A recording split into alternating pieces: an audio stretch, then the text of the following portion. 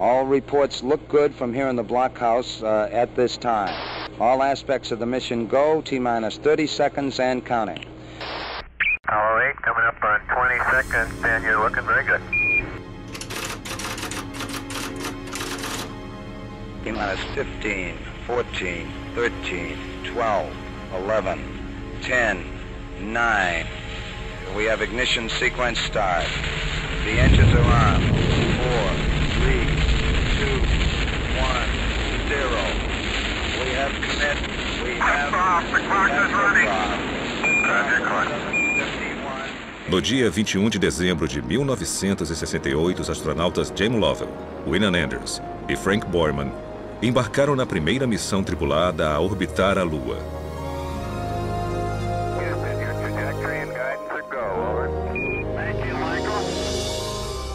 3 dias e quase 400 mil quilômetros depois, a tripulação do Apollo 8 se aproximou do destino.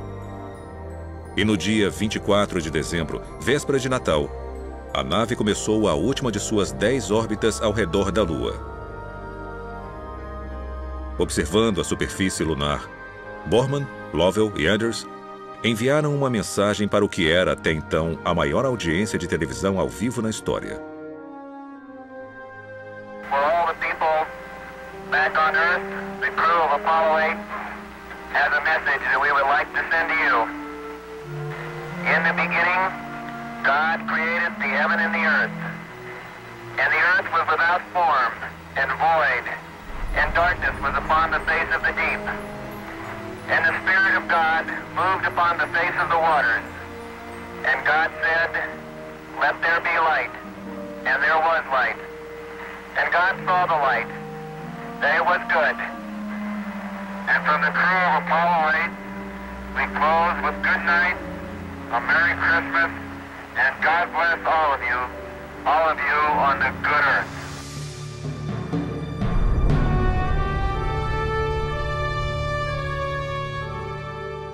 Logo após o seu retorno à Terra, perguntaram ao comandante da missão, Frank Borman, por que os astronautas escolheram ler a mensagem de Gênesis. Sua resposta demonstrou sua fé pessoal. Nós queríamos transmitir a nossa sensação de proximidade ao Criador de todas as coisas.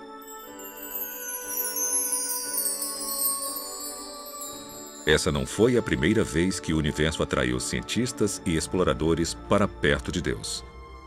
Na verdade, muitos dos fundadores da astronomia moderna, incluindo Nicolau Copérnico, Galileu e Sir Isaac Newton, buscaram revelar e honrar o Criador através de algumas das descobertas mais importantes já feitas.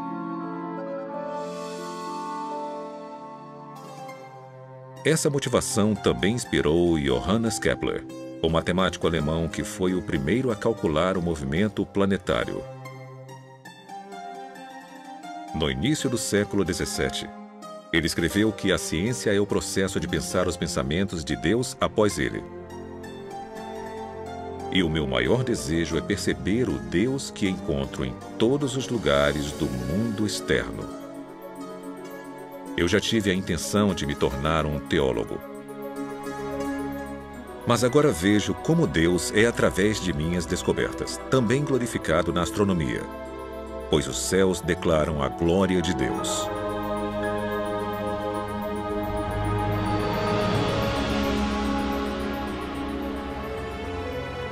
Hoje, mais de 4 séculos após Kepler, o universo continua nos cativando com seu esplendor e design. É um espelho que reflete a maestria de Deus e uma voz que fala claramente toda noite sobre seu caráter e poder. Viajem conosco agora, na asa de algumas das tecnologias mais sofisticadas já criadas. E conforme percorremos distâncias inconcebíveis para observar vistas inesquecíveis, vamos sentir as verdadeiras maravilhas das mãos do Criador e as glórias de seu coração.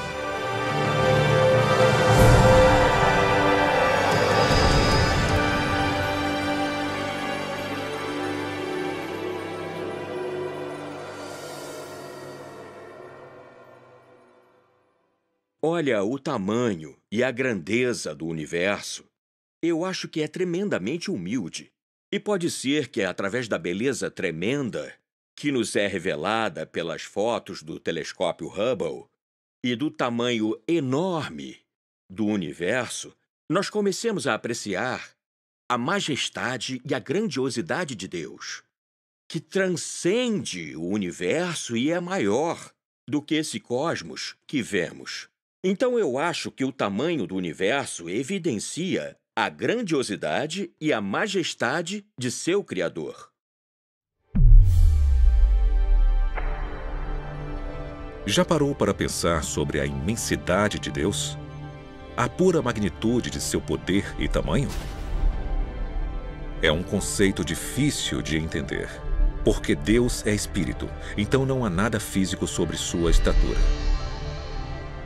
Ele não pode ser medido por metros ou milhas, tempo ou espaço. No entanto, talvez seja possível dar uma olhada no que não podemos ver ou tocar, fazendo uma jornada imaginária através de sua maior criação.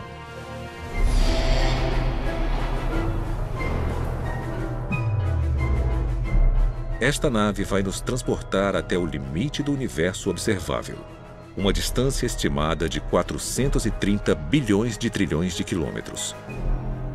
Vamos viajar na velocidade da luz, mais de 290 mil quilômetros por segundo.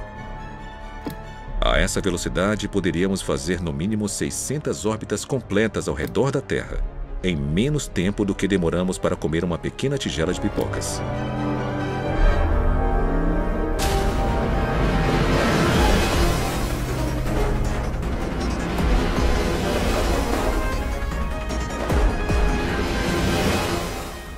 Partimos no dia 1º de janeiro.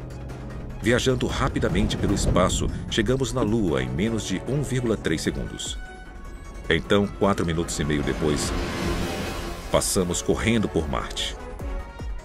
Continuamos seguindo pelos planetas gigantes gasosos: Júpiter, Saturno, Urano, Netuno. E 5 horas e 20 minutos após sairmos da Terra, chegamos no planeta anão Plutão. Agora vamos ajustar o trajeto para um ângulo quase perpendicular às órbitas planetárias.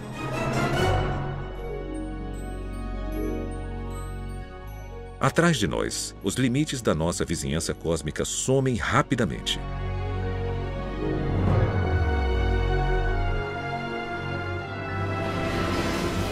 Entramos no espaço interestelar, o grande vazio entre o nosso sistema solar e a estrela mais próxima. 1 ano se passa, depois 2, 3, 4 anos. Finalmente, no dia 19 de abril do 5º ano desde a nossa partida da Terra, somos momentaneamente cegados pela luz do sistema Alpha Centauri. 3 estrelas unidas pela gravidade. Elas são as estrelas mais próximas ao nosso Sol. Nós viajamos aproximadamente 41 trilhões de quilômetros, mas estamos só começando. 10 anos-luz da Terra. 2 dúzias de estrelas vizinhas brilham à nossa frente. Uma delas, Tau 7, se parece com o nosso Sol. 100 anos-luz. Nuvens de gás e poeira no braço de Órion da Via Láctea nos cercam. 1000 anos-luz. A elegante forma espiral da nossa galáxia é claramente visível. A Terra está localizada aqui. A Via Láctea faz parte de uma comunidade de no mínimo 40 galáxias, unidas pela gravidade, para formar o que é conhecido como o Grupo Local. Pelo resto da jornada, cada ponto de luz que vemos não é mais uma estrela individual, mas uma galáxia inteira, cheia de bilhões de estrelas.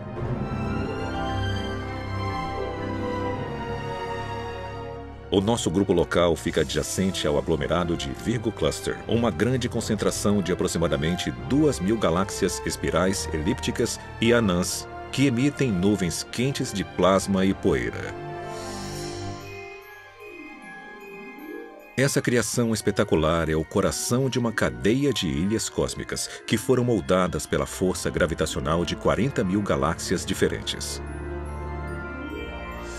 Coletivamente, elas formam o superglomerado de Virgo, uma das maiores estruturas conhecidas pela ciência. Mas conforme nos afastamos, essa cadeia rapidamente se perde entre várias formações de composição e tamanhos similares. Pois Virgo é apenas uma gota em um balde cósmico que pode conter até 10 milhões de superglomerados, cada um sendo um fio fino na construção de larga escala do universo observável.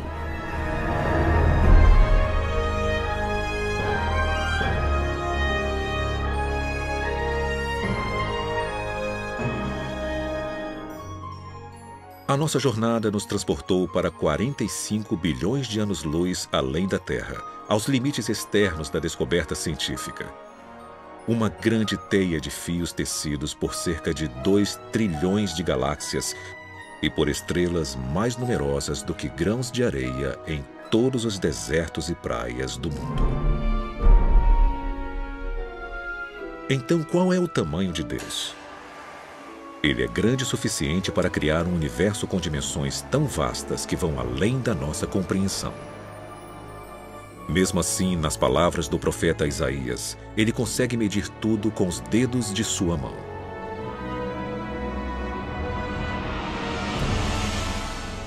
A magnitude do poder e do tamanho de Deus nunca poderá ser calculada pela matemática ou pela física, pois ele é onipotente, eterno e infinito.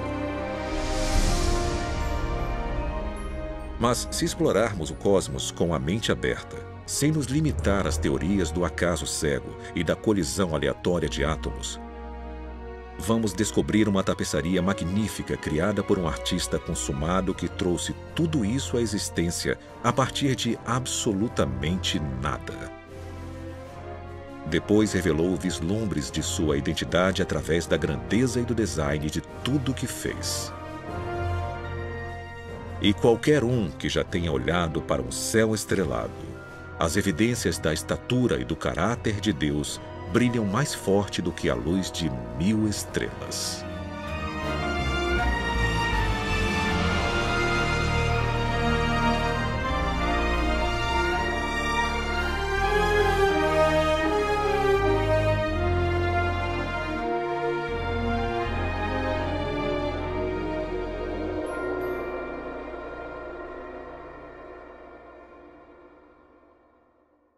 Muitos físicos já disseram antes que a descoberta de que o universo foi finito no passado e que tinha um começo é uma das descobertas mais incríveis na história da ciência. Isso mudou completamente a visão que tinha dominado a ciência por mais de 2000 anos. Isso foi escrito em Gênesis, capítulo 1, versículo 1. No princípio, foi Deus quem criou o céu e a terra. E uma das descobertas mais incríveis do século XX da cosmologia foi a confirmação sobre a antiga previsão judaica a respeito do início do universo.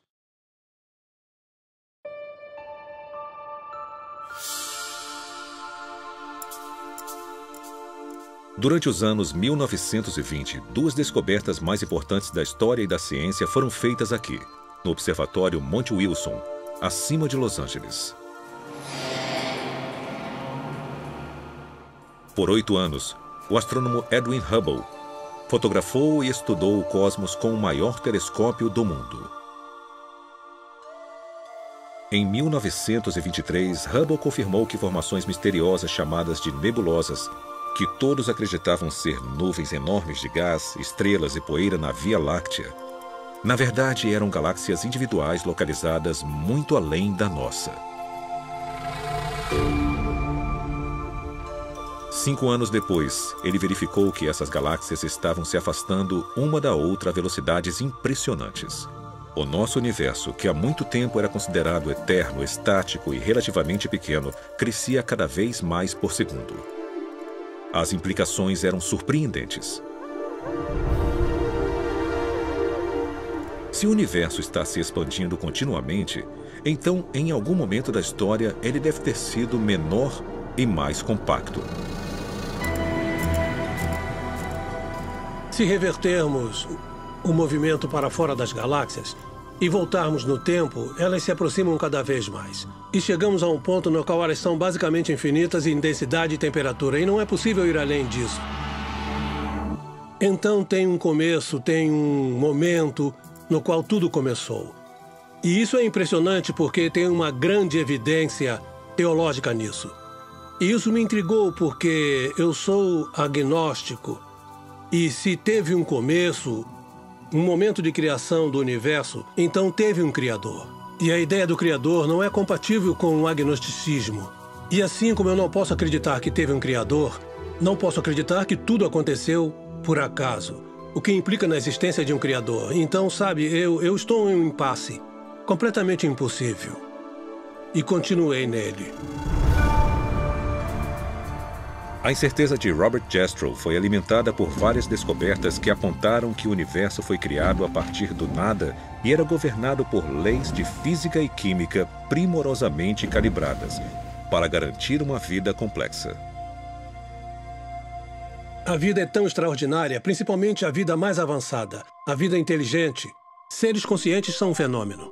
De novo, eu acho qualitativamente difícil de acreditar que isso aconteceu por acaso. Por exemplo, pensa no seu cérebro. Mais de 1 quilo de massa. Ele contém 1 milhão de trilhão de sinapses, pelo que eu me lembro. Circuitos se abrindo e se fechando o tempo todo. É muito mais complicado do que a inteligência artificial mais avançada. E eu acho difícil de acreditar que tudo isso é questão de átomos e moléculas. Então eu tento encaixar no meu conceito de mundo a ideia de que há uma força maior de algum tipo que pode ser chamada de Deus ou de como você quiser. Mas eu não posso aceitar isso. Eu sou o que chamam de materialista na filosofia. Isso não significa que eu gosto de carros grandes. Os meus alunos sempre pensavam isso. Acredito que o mundo é feito inteiramente de substâncias materiais. E quando você especifica essas substâncias, átomos e moléculas, e as leis pelas quais são comandadas, você já fez tudo, não tem mais nada para ser dito ou inserido no seu modelo de universo. E é isso que a minha ciência me diz. E bem, eu fui um cientista a minha vida inteira. Mas isso não me satisfaz. Na verdade, me deixa inquieto. Parece que falta alguma coisa. Mas eu não vou descobrir que coisa é essa durante a minha vida. Robert Jastrow morreu em 2008. Sendo fundador do Instituto Espacial Goddard da NASA e o diretor do Observatório Monte Wilson, ele ajudou a popularizar a astronomia ao redor do mundo. Em seu livro best-seller Deus e os Astrônomos, Jastrow descreveu o conflito filosófico entre o materialismo científico e as provas de um universo que teve um começo.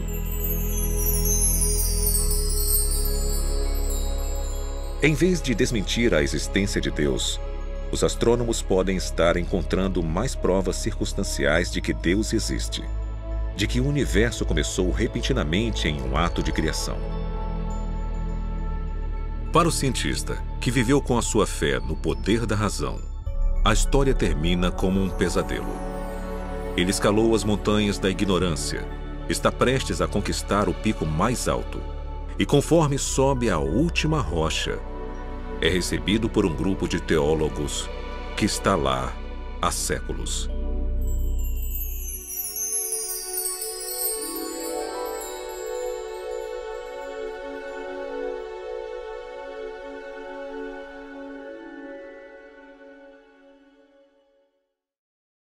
É um privilégio estar em um planeta tão habitável que nos permite viver confortavelmente e ter tudo o que precisamos para fazer ciência e aprender sobre o universo ao nosso redor.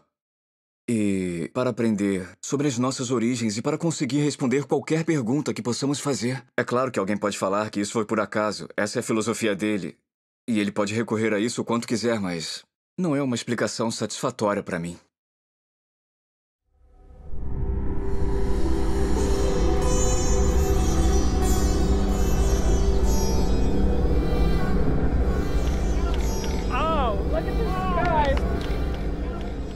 Isso começou com uma experiência em 1995. Eu fui observar o eclipse total do Sol na Índia. Foi meu primeiro eclipse total do Sol, foi um evento espetacular. Foi uma experiência emocionante.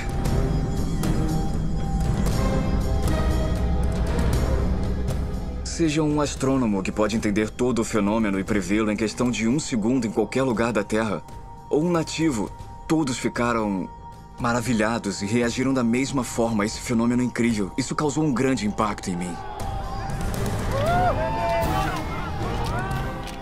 Por 51 segundos inesquecíveis, Guillermo González e milhares de pessoas viram maravilhados esse raro evento astronômico. González depois refletiu sobre a beleza misteriosa que havia testemunhado no céu do norte da Índia e sobre os fatores que o tornaram possível.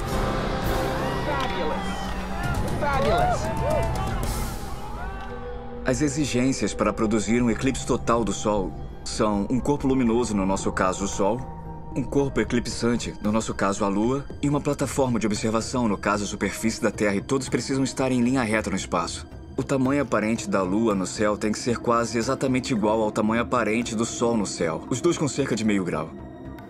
O Sol é 400 vezes maior que a Lua, mas está a uma distância 400 vezes maior, então tem essa coincidência que as pessoas reparam há séculos, mas dizem, é uma coincidência e deixam pra lá. O melhor lugar em todo o sistema solar para ver eclipses solares é a superfície da Terra. Eu cheguei a calcular as circunstâncias para eclipses de todos os outros planetas e de todas as luas. Cerca de 65 as maiores luas. E é uma coincidência incrível. O único lugar que tem observadores é o lugar com os melhores eclipses. Conforme González examinava esse alinhamento raro do Sol, da Lua e da Terra, ele reconheceu a importância desses corpos celestiais para a existência de vida complexa no nosso planeta.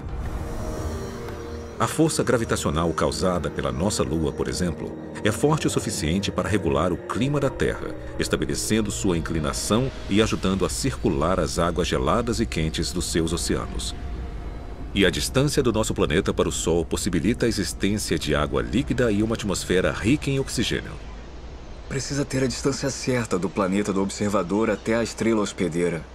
E precisa ter uma Lua bem grande. Então tem uma grande sobreposição entre os requisitos para produzir eclipses e os requisitos para ter um planeta capaz de suportar a vida.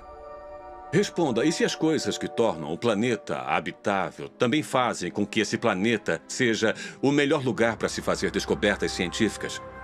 A natureza do nosso planeta, a natureza de sua atmosfera, a sua localização no sistema solar, o tipo de sistema solar onde ele está, até mesmo o tipo de estrela que nos cerca e a nossa localização na galáxia são ideais para se fazer uma grande variedade de descobertas científicas. E por acaso essas também são as condições mais importantes de um planeta habitável. Um planeta propício para seres como nós e sem o qual não poderíamos sobreviver. Eu acho que esse é o tipo de padrão que sugere para as pessoas uma conspiração e não uma coincidência. Na luz tênue de um eclipse solar, González e Richards reconheceram uma ligação fascinante entre os fatores necessários para a vida complexa e a observação científica. Geralmente nos falam, principalmente no século XX, que o universo não pensa em nós. Ou seja, que nós existimos em um universo muito grande e que o universo não foi criado para seres como nós. Nós somos simplesmente uma vida que por acaso surgiu num pequeno planeta que cerca uma estrela minúscula e insignificante numa galáxia normal dentro de um grande universo que não foi planejado. O nosso argumento sugere uma ideia completamente diferente. Sugere que o universo foi planejado, que o universo existe por um propósito. E esse propósito não é simplesmente para que seres como nós existam, para que possamos nos ampliar além do nosso lar pequeno e paroquial, para ver o universo como um todo, para descobrir o universo e, na verdade, talvez para considerar se esse universo aponta para algo além de si mesmo. Tem um certo aspecto sobre o universo que não pode ser simplesmente explicado através de forças impessoais da natureza, de átomos que colidiram com átomos. Então, temos que buscar algo além do universo para tentar explicar isso. Porque o universo existe de forma que os lugares mais habitáveis também oferece as melhores oportunidades para descobertas científicas.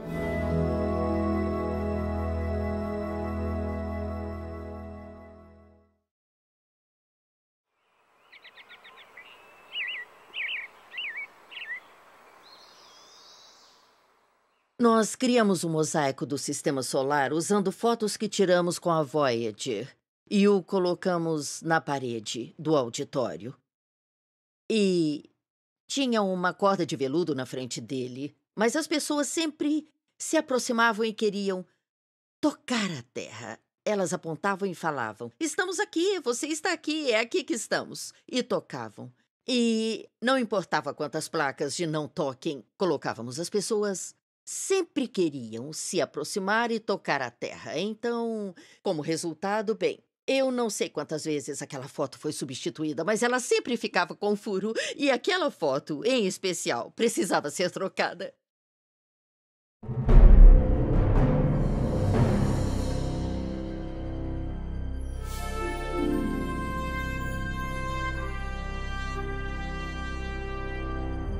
Em dezembro de 1980, a sonda Voyager 1 da NASA completou sua exploração histórica de Júpiter e Saturno. De todos os aspectos, a missão foi um grande sucesso. Por mais de 20 meses, a sonda não tripulada analisou e fotografou os 2 maiores planetas e suas luas, revelando uma variedade de informações sobre esses mundos misteriosos. 10 anos depois, conforme a Voyager se preparava para deixar o Sistema Solar, o astrônomo e especialista da missão Carl Sagan pediu uma última série de fotos que incluísse o planeta Terra. Foi ideia do Carl Sagan. Ele queria dar ao público uma foto de quão pequeno e isolado é o planeta Terra. Então, por fim, criamos o que chamamos de sequência, que é uma série de comandos da câmera. E apontamos a plataforma de varredura da sonda para vários planetas e tiramos também algumas fotos das estrelas ao fundo. Em 14 de fevereiro de 1990, as câmeras de alcance curto e longo da Voyager capturaram esse mosaico do Sistema Solar. Uma das imagens era uma vista da Terra envolvida por um raio de luz. O nosso planeta a 5,95 bilhões de quilômetros de distância. É só um pequeno pixel brilhante. Não dá para ver os continentes ou oceanos. Sabe, a nossa casa está tão distante daqui. O pálido ponto azul conquistou a imaginação do mundo. E em 1994, Carl Sagan compartilhou suas reações à foto durante uma palestra na Universidade Cornell. Nós vivemos em um planeta insignificante, de uma estrela monótona perdida em uma galáxia que repousa em algum canto esquecido do universo, no qual há mais galáxias do que pessoas. Mas considerem de novo aquele ponto. Ele é aqui. É o nosso lar. Somos nós. Nele, todo mundo que você conhece, todo mundo que você já ouviu falar, todo ser humano que já existiu e viveu sua vida. O conjunto de nossas alegrias e sofrimentos, todo herói e covarde, todo camponês e rei, todo casal jovem apaixonado, toda mãe e pai, toda criança esperançosa, todo inventor e explorador, todo professor de moral, todo astro, todo líder supremo, todo santo e pecador na história da nossa espécie. Todos viveram lá, em um grão de poeira suspenso em um raio de sol.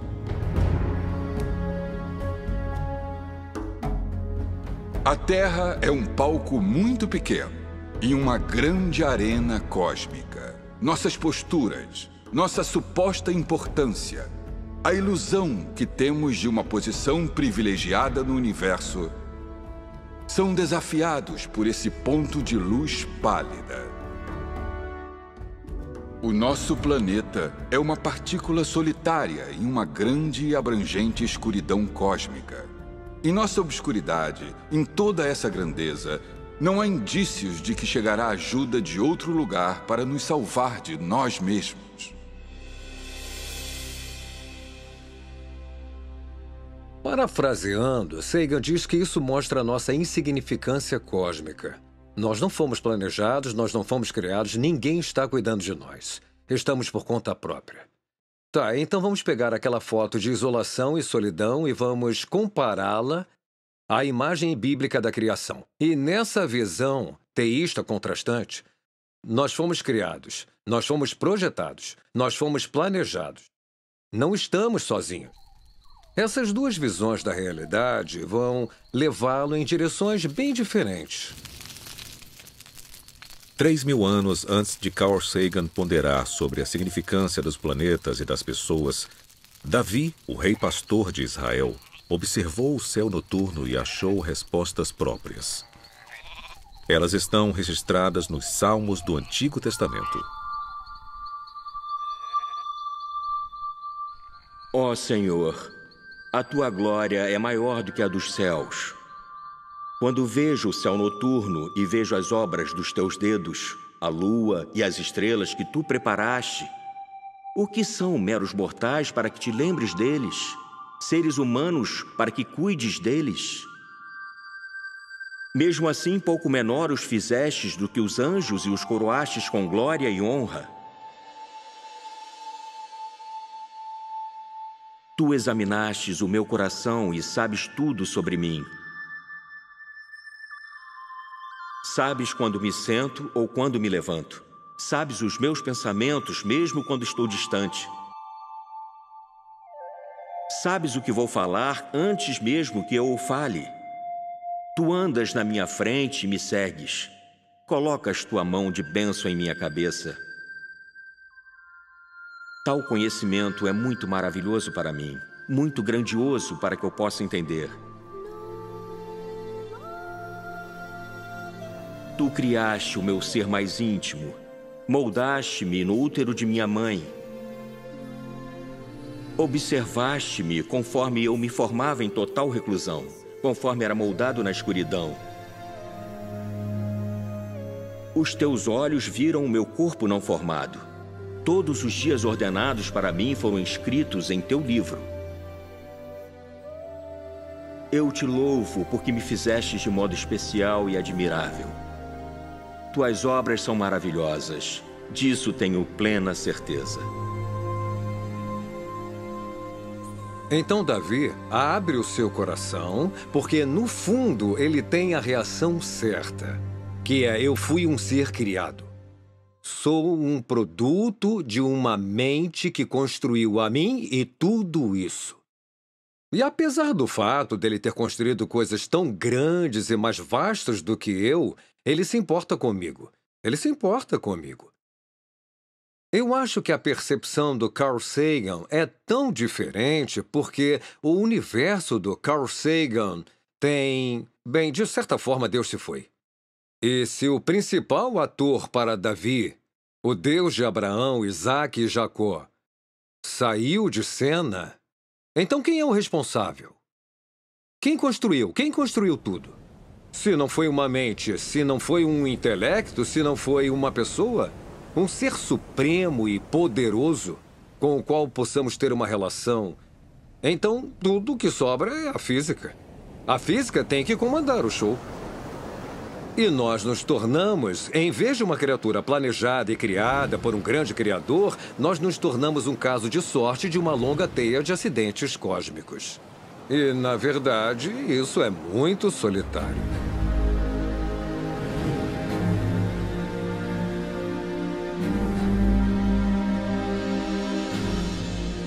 Então, como devemos interpretar o pálido ponto azul e os passageiros que o chamam de lar? Será que estamos largados em uma partícula de poeira irremediavelmente perdida em um universo escuro e frio?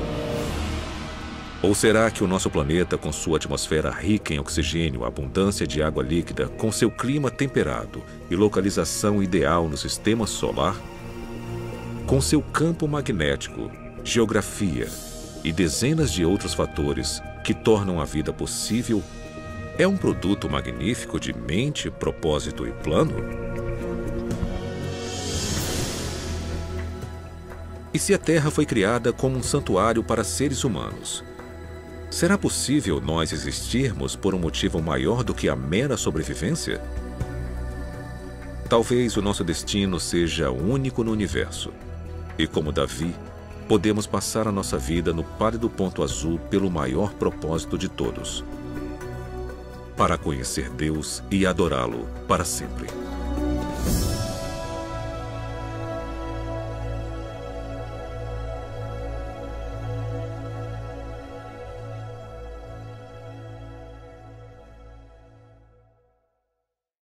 Deus, como nosso Criador, Ele tem uma infinidade de formas possíveis para se comunicar conosco.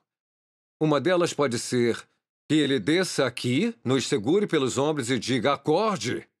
Você está em apuros, tá? Mas Deus é muito mais sutil do que isso. E, em particular, Ele não manipula o nosso desejo ao dele. E, de certa forma, isso é muito misterioso e difícil de entender. Ele coloca as coisas na nossa frente e diz: agora você responde.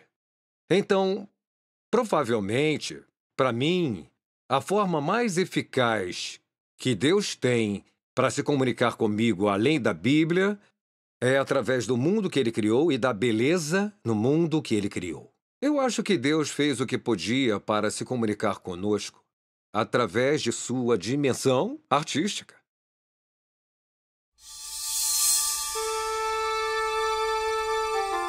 Elas estão entre as 7 maiores maravilhas naturais do mundo. Demonstrações incríveis de arte que já foram celebradas em pinturas nas cavernas pré-históricas, na mitologia viking e nas peças de Shakespeare. Em 1619, Galileu as nomeou de auroras, em homenagem à deusa romana do amanhecer. Hoje, também as chamamos de luzes do norte e do sul.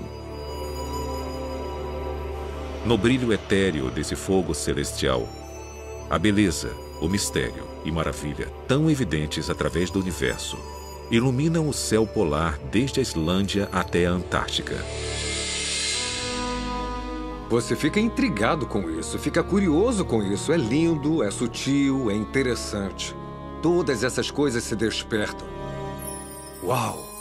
Então esse uau estimula o porquê, né? Por que aquilo está ali? O que está fazendo? O que causa isso?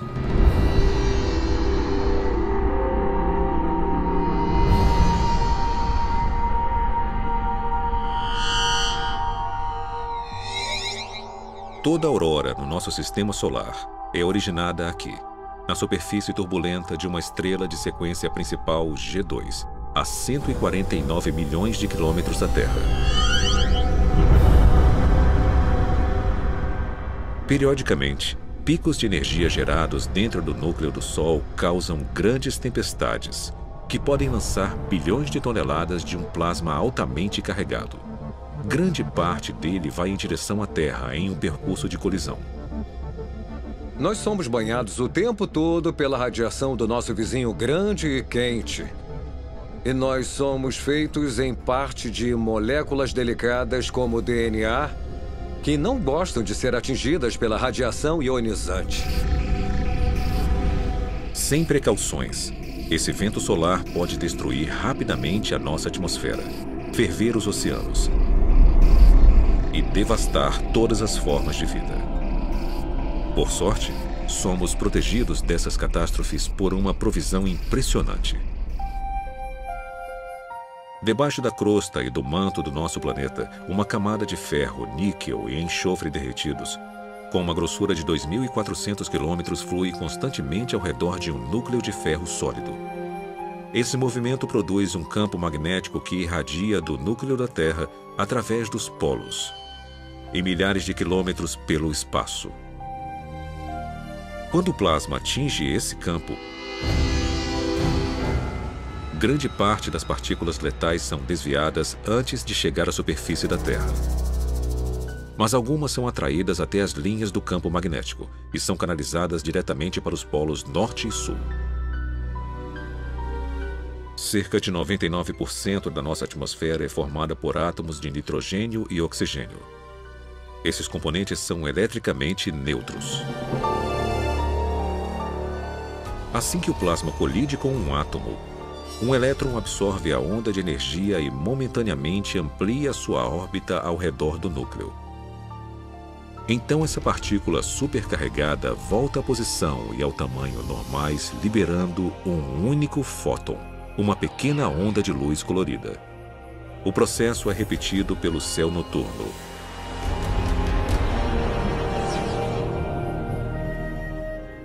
Dependendo da altitude, os átomos de oxigênio liberam fótons verdes e vermelhos, o nitrogênio, azul intenso e tons de roxo.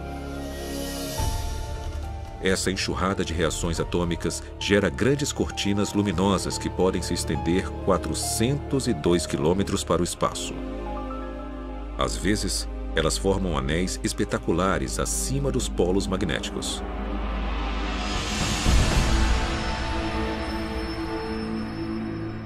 Ao orbitar a Terra na Estação Espacial Internacional, astronautas fotografaram as auroras e revelaram o seu esplendor misterioso, de formas nunca antes vistas. Essa beleza fala conosco eloquentemente sem dizer nenhuma palavra. Eu acho que a aurora por si só é um cartaz lindo e brilhante balançando. É uma mensagem e ela diz: este planeta não foi um acidente. E o fato de vocês estarem nele não é um acidente. Deus nos deu um mundo que, se nós dermos alguma chance, ele testemunha de forma fiel a Deus. E esse testemunho, essa voz que nós ouvimos da natureza, fica mais forte e mais bonita quanto mais você a conhece. A sabedoria de Deus realmente é infinita e ele criou um mundo com tantos detalhes interessantes. Admiração, majestade, maravilha, beleza, funções biológicas, integridade planetária, o papel do planeta como um todo para manter a vida. Se colocarmos as peças na posição, vamos seguir esse mistério de pista a pista. E eu acho que o que acontece, certamente no meu caso, é que você percebe que a Terra não é um lugar onde a vida pode simplesmente prosperar por acaso. Foi criado para ser um lugar onde a vida pode prosperar. Este planeta foi construído para ser habitável.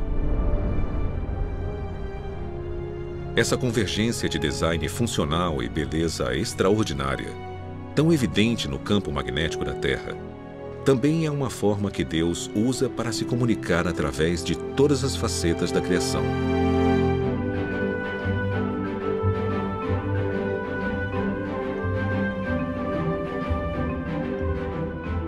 Primeiro, ele captura nossa atenção com artes de tirar o fôlego, pois o mundo natural é uma galeria cheia de obras de arte, cada uma com seu significado e revelação.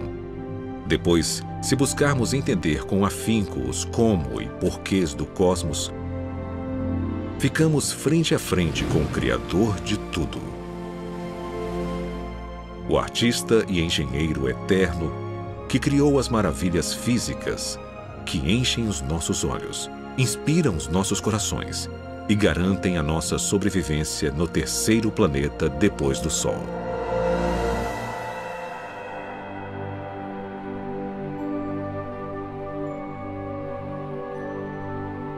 É elegante, é avassalador, é mais bonito do que podemos imaginar. A criação faz mais sentido para mim porque explica os padrões que vemos no universo e explica a origem da vida como sendo devido a uma inteligência que criou uma beleza e complexidade que não podemos encontrar em nenhum lugar. Acho que quanto mais aprendermos, mais complexas as coisas vão ser. Mas, ao mesmo tempo, eu acho que vamos encontrar os princípios subjacentes que nos farão ter uma visão da mente do Criador. E quanto mais aprendemos sobre isso, mais incrível vai ficar.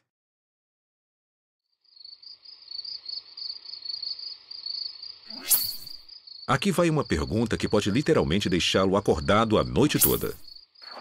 Quantas estrelas existem no universo? Em uma noite de céu limpo no deserto sem um telescópio, podemos ver cerca de 5.000 estrelas individuais. Todas elas estão localizadas na Via Láctea, uma galáxia espiral relativamente típica, com uma população estelar entre 100 bilhões e 400 bilhões de estrelas. E a Via Láctea é só um pontinho no universo observável, que possui uma quantidade estimada de 100 bilhões até talvez 2 trilhões de galáxias ao todo. Agora, vamos fazer as contas.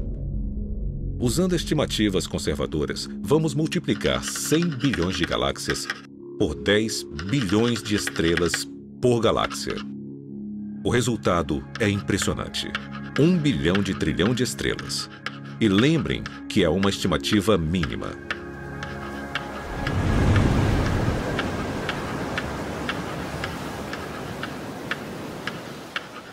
Para compreender um número tão grande, precisamos de um contexto. Então vamos tentar isso. Há aproximadamente 135 mil grãos em 16 metros cúbicos de areia e 235 milhões em 28 mil centímetros cúbicos. Mesmo que seja quase impossível determinar a medida exata, os geógrafos estimam que haja aproximadamente 320 mil quilômetros de costa e 15 milhões de quilômetros quadrados de areia de deserto na superfície do nosso planeta. Usando estimativas como essas, os pesquisadores da Universidade do Havaí calcularam que, em todos os desertos e praias do mundo, há cerca de 7,5 vezes 10 elevado a 18, ou mais de 7 bilhões de grãos de areia individuais. De novo, uma estimativa como essa é só uma suposição. Então, considerando a dificuldade de realmente contar areia, vamos aumentar o cálculo havaiano por um fator de 10. Com isso, você conseguiria construir muitos castelos, mas é apenas uma fração do número total de estrelas. Porque quando comparamos as estimativas de areia às estimativas de estrelas, o número de estrelas excede o número de grãos de areia por pelo menos de 10 a 1. Mas talvez essa não seja a parte mais incrível desta história. Porque um único grão de areia, com um diâmetro de 1 milímetro, contém aproximadamente 500 bilhões de átomos individuais. Há mais átomos em um grão do que a quantidade total de grãos de areia na Terra, ou de estrelas em 1 bilhão de galáxias como a Via Láctea.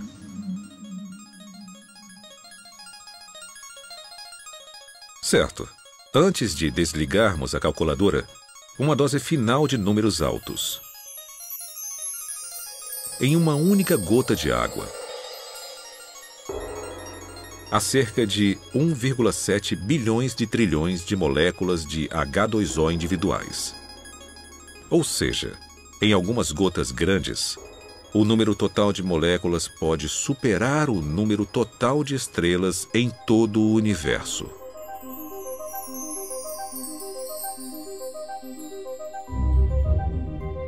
Então, o que podemos interpretar a partir destas contas sobre a estrutura básica da criação? Bem, para começar, nós vivemos em um planeta que faz parte de um cosmos inimaginavelmente grande e complexo. E esse planeta está cheio de incontáveis universos atômicos e moleculares, inimaginavelmente pequenos, e às vezes até mais complexos. E cada um desses reinos físicos, seja gigante ou microscópico, é mantido unido a cada segundo de cada hora de cada dia pelo Deus que criou tudo.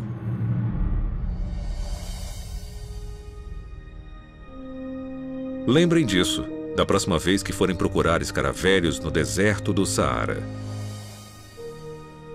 ou quando forem acampar na América do Sul, sob o brilho surpreendente da Via Láctea. Ou quando estiverem no quintal, vendo o cachorro molhado lançar 10.000 universos líquidos em uma tarde de sol.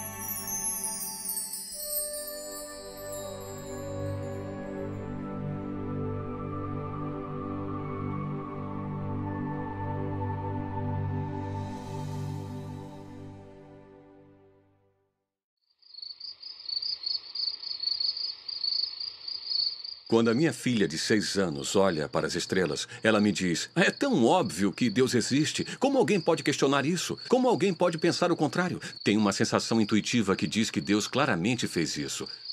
Nós fomos criados para poder ver Deus através da ordem criada. É um livro para ser lido. E ele aponta para além de si mesmo.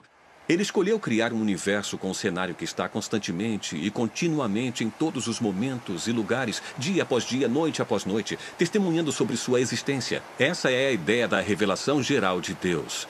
É geral, é contínua. A criação de Deus, ela é ativa, ela declara a glória de Deus.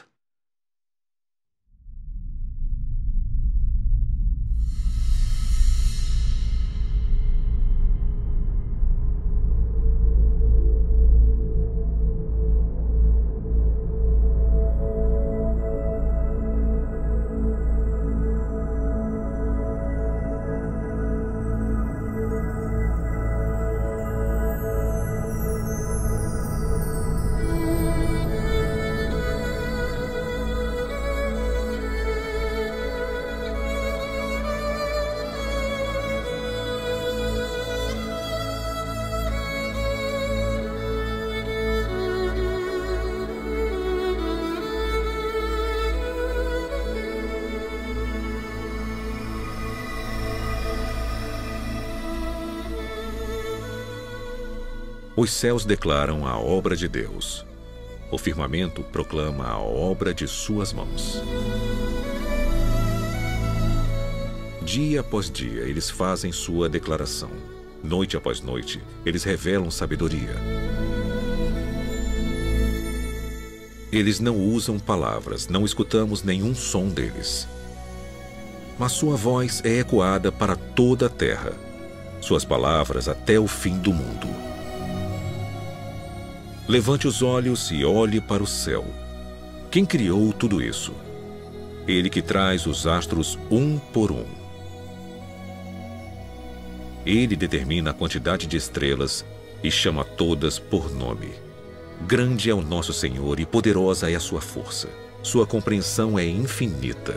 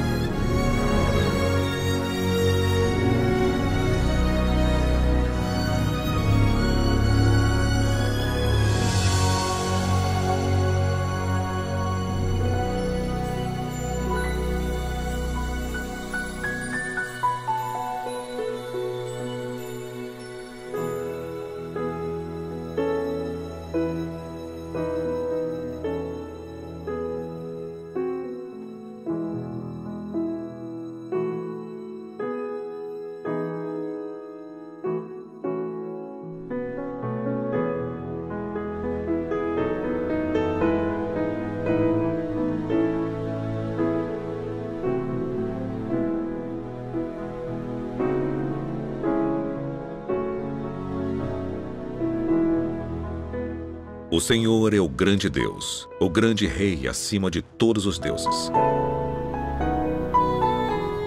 Em suas mãos estão as profundezas da terra, e os picos das montanhas pertencem a ele. O mar é dele, pois ele o criou, e suas mãos formaram a terra seca. Todas as nações são apenas uma gota em um balde. Não são nada mais do que poeira nas balanças. Ele segura a terra como se fosse um grão de areia. E tudo isso é apenas o começo de tudo o que ele faz. Simplesmente um suspiro de seu poder.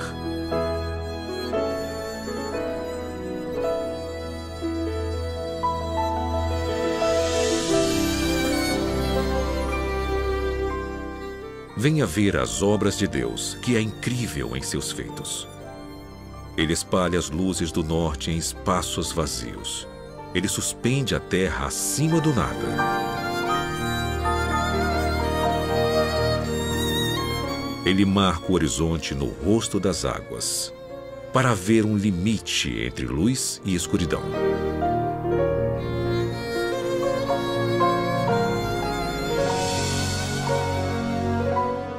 Os que vivem no fim da terra ficam maravilhados com seus feitos. Desde onde o sol nasce até onde se põe, tu inspiras gritos de alegria.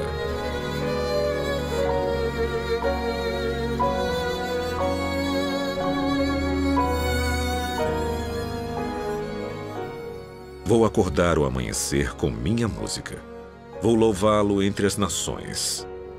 Pois o seu amor inabalável é tão alto quanto o céu. Sua fé alcança as nuvens. Seja exaltado, ó Deus, que a tua glória brilhe por toda a terra.